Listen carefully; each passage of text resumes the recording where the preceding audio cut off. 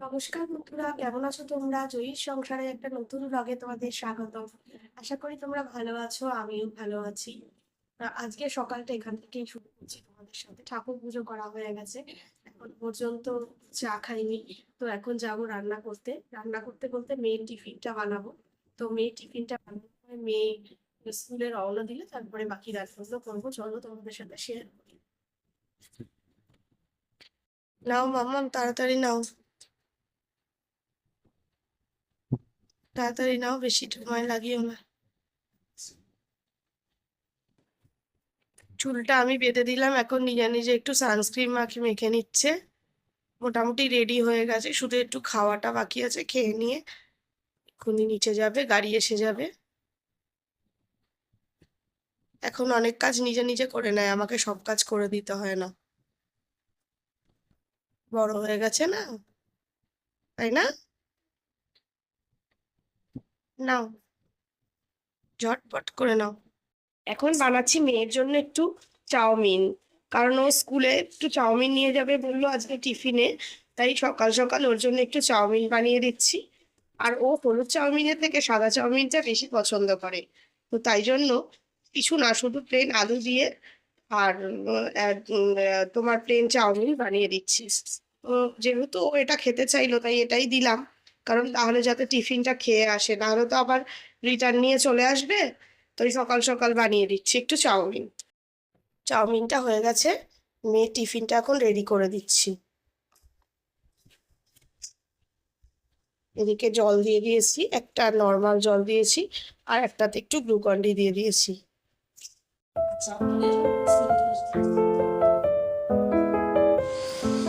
মেয়েকে স্কুলে রওনা করিয়ে দিলাম, ও গাড়ি এসে গেছে, ওকে তুলে দিলাম। এখন আমি রান্না করতে চলে এসেছি। তো এখন বসিয়ে দিয়েছে মুসুর ডাল প্রেসার কুকারে। টমেটো দিয়ে মুসুর ডালটা আগে সিটি দিতে বসিয়ে দিয়েছি। ডালটা সিটি দিতে বসিয়ে একটু চা খেয়ে নিচ্ছি। সকালে এত তাড়া থাকে যে চাটাও খাওয়া হয় না। তো এখন চা দিয়ে একটু বিস্কুট দিয়ে খেয়ে নিচ্ছি, তারপরে বাকি রান্নাটা করব। পটল ভাজার জন্য পটলটা কাটা হয়ে গেছে। ডালের মধ্যে সর্ষে ফোড়ন দেবো বলে তেলের মধ্যে গোটা সর্ষে দিয়ে দিলাম, দুটো শুকনো লঙ্কা দিয়ে দিলাম, পরে ডালটা দিয়ে দিলাম, দিয়ে খানিকটা গরম জল, আগে থেকে করে রাখা গরম জল দিয়ে দিলাম। গরমকালে এরকম টমেটো ডাল খেতে ভালোই লাগে। এই ডাল খুব ঘন করব না, একটু পাতলা পাতলাই করব। এবার খানিকটা হলুদ দিয়ে দিলাম, আর পুরো স্বাদ মতো নুন দিয়ে দিলাম, কারণ আগে সিদ্ধ করার সময় আমি কিছুটা নুন দিয়েছিলাম বলে নুনের পরিমাণটা বুঝে দিলাম। এবার গ্যাসের ফ্লেমটা বাড়িয়ে দিয়েছি, ডালটা এবার ফুটতে থাকবে। টমেটোটা একদম ডাল সিদ্ধর সময় দিয়ে দিয়েছিলাম, তাতে ভালো মতন টমেটোটাও বেশ গলে গেছে। অনেকদিন পর আবার রোজকার রুটিনে ফেরত এলাম। এতদিন মেয়ের সামার ভ্যাকেশন চলছিল, তাই শুধু রান্নার দিকটা করলেই হয়ে যাচ্ছিল অভির অফিসের। এখন মেয়ের স্কুল চালু হয়ে গেছে, স্কুলের টিফিন, এদিকে রান্না। এতদিন ছুটি কাটিয়ে এলাম, ঘুরে এলাম, তারপরে অনেক দিন পর আবার রোজকার রুটিনে ফেরত এলাম, তাই আজকে একটু অসুবিধা হচ্ছে। তো রোজ করতে করতে এরপরে আবার সেই আগের মতন অভ্যাস হয়ে যাবে। এদিকে পটলটার মধ্যেও নুন, হলুদ আর অল্প একটু চিনি দিয়ে মাখিয়ে রাখলাম। একটু চিনি দিলাম তার কারণ তেলটা যাতে একটু কম টানে। এবার পটলগুলো ভেজে নেবো এক এক করে। রান্না কমপ্লিট হয়ে গেল। এই করলাম হচ্ছে এখানে এই যে পটল ভাজা, পটল ভাজা, আর এদিকে হচ্ছে তোমার আলু মাখা, আর এখানে টমেটোর ডাল, আর এদিকে ভাত করা হয়ে গেছে। অভিকে দিয়ে দিলাম, অভি লাঞ্চ নিয়ে রেডি করে ও অফিস রওনা দিল, আর এগুলো আমাদের থাকলো। এখন আমরা ব্রেকফাস্ট করব, আর সব কাজ বাকি আছে সেগুলোও করব। রান্নাঘরের কাজ কমপ্লিট করে ব্রেকফাস্ট করে চলে এসেছি বেডরুমে। সমস্ত বেডরুমের বিছানাগুলোকে তুলে নিচ্ছি, তুলে নিয়ে তারপরে আবার অন্য কাজ করব।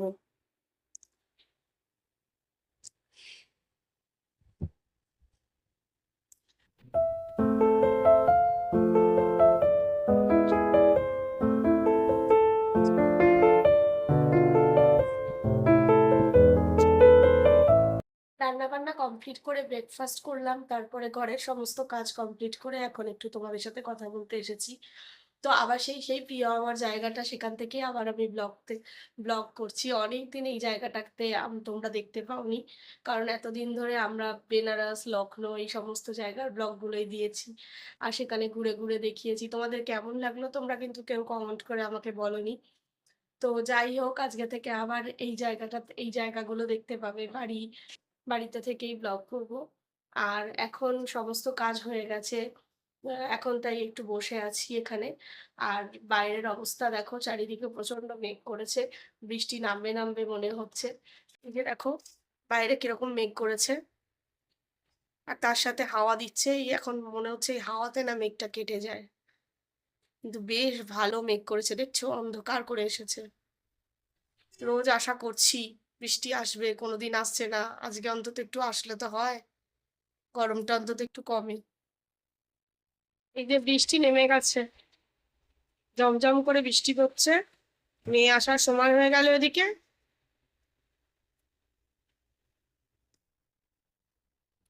ছাতা নিয়ে যাই, না হলে হবে না। তার সাথে একটু হাওয়াও দিচ্ছে, দেখেছো? যাক বাবা, একদিকে ভালো হলো যদি একটু গরমটা কমে। আরো দরকার বৃষ্টি, এই বৃষ্টিতে গরম কমবে না।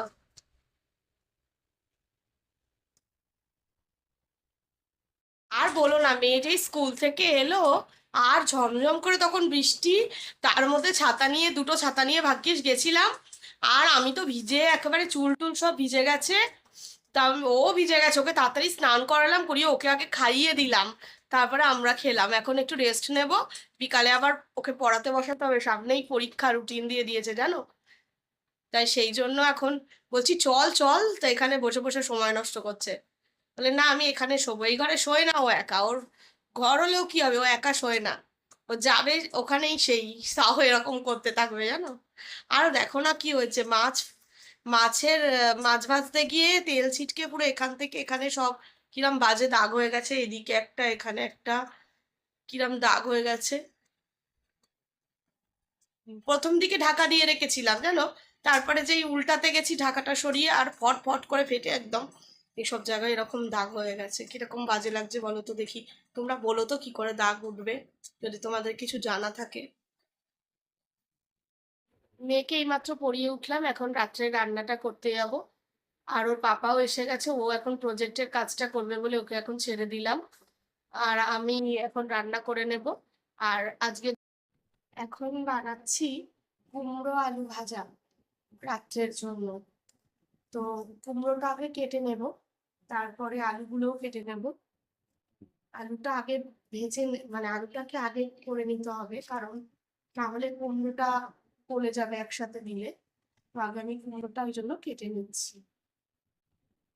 একটু কুমড়ো আলু ওরকম ভাবে ভাজা করবো, এবং হ্যাঁ ঠিক আছে, সেটাই করি। ও আর ওর বাবা এখন প্রজেক্টের কাজটা করছে, আর এতক্ষণ ধরে আমি পড়িয়ে নিলাম।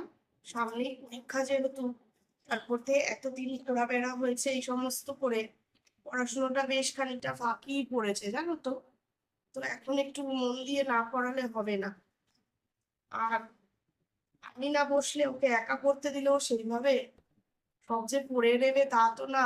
তাই জন্য আমি রান্নাটা একটু রাত করে বসাই, ওকে আগে পড়িয়ে নিই। তো মা বললো যে আমি আটাটা মেখে রুটিটা করতে থাকি, তুই ওকে পড়াতে থাক। তো মা একা একা রুটি করে না, মা বেলে দেয় আমি করি। তো আজকে বললো যে তোকে আর করতে হবে না, তুই আগে ওকে একটু পড়া।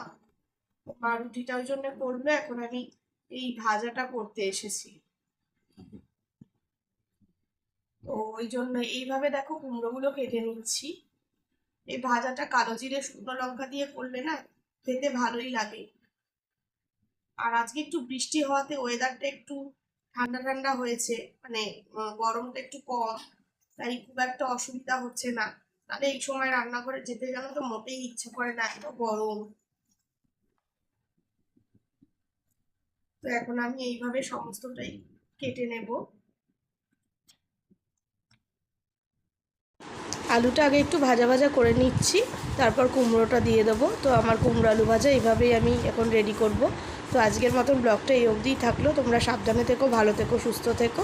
আজকের মতন টাটা।